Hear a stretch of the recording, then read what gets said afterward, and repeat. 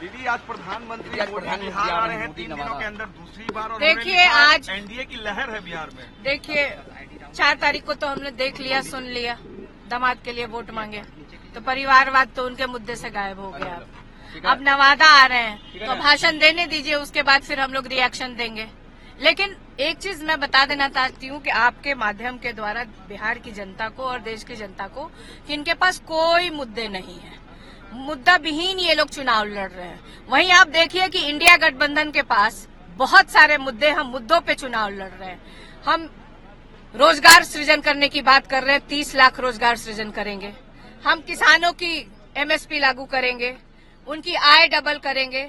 महिलाओं, देखिए ये सब मीडिया में चल रहा। कल प्रधानमंत्री जी जमुई आए थे, ठीक है, दामाद के लिए, प्रधानमंत्री जी दामाद के लिए वोट मांगने आए थे। कहाँ कल परिवारवाद पे बोले, कहाँ परिवारवाद पे बोले?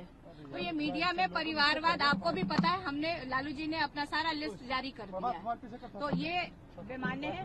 दूसरा, ये प्रधानमंत्री इसलिए इस तरह की चर्चा करते हैं अपनी नाकामियों को छुपाने के लिए।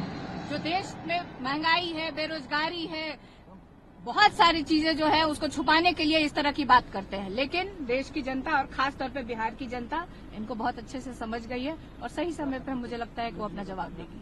40 का 40 सीटों का दावा छोड़ रहे हैं। बात को लेकर वो तो 400 पार कर रहे हैं, वो तो 400 पार कह रहे हैं। अब जनता देख रही है, इसको बताएगी। अभी 10 साल के कार्य को कहा कि ये ट्रेलर है, अभी पिक्चर बाकी है।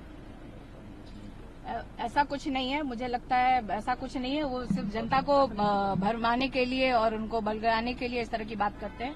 मैं बार बार यही कह रही हूँ ना कि वो अपनी नाकामियों को छुपाने के लिए, उनका बताया ना डेवलपमेंट में जो वादा किया था उसमें से कौन सा वादा उन्होंने पूरा किया?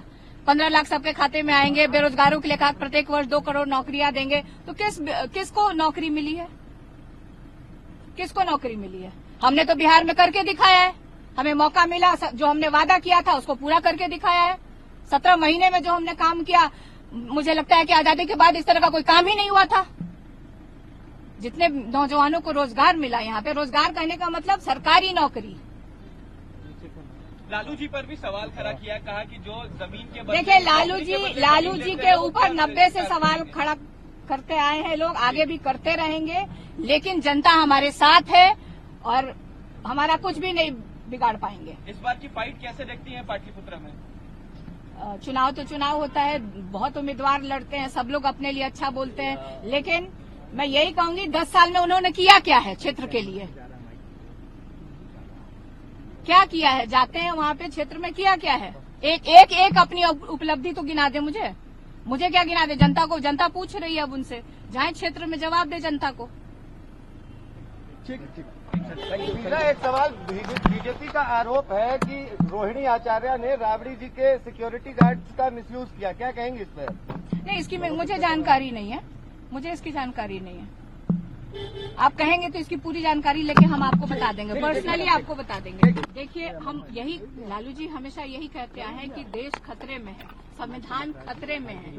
ये कहना कुछ, इनके कथनी और करनी में बहुत अंतर है। कहते कुछ और है, करते कुछ और है। आप देख लीजिए ना, 10 साल में जो इन लोगों ने वादा किया, 2 बार तो देश की जनता ने इनको मौका दिया।